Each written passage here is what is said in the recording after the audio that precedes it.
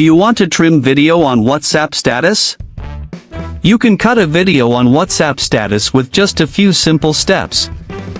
Before we begin, please like this video and subscribe to our channel for more tutorials and tips.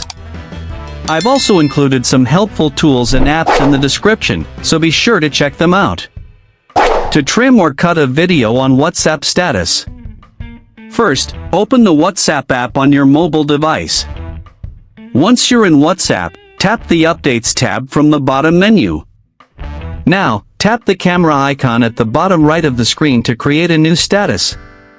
Select the video you want to share from your gallery, or record a new one using the camera. Once selected, you will see a timeline bar at the top of the screen with handles on both sides. Drag the handles left or right to select the specific portion of the video you want to keep. You can preview the trim section to make sure it's exactly how you want. After trimming, you can also add text, emojis, or a caption if needed. Finally, tap the send icon to post your trimmed video as your WhatsApp status.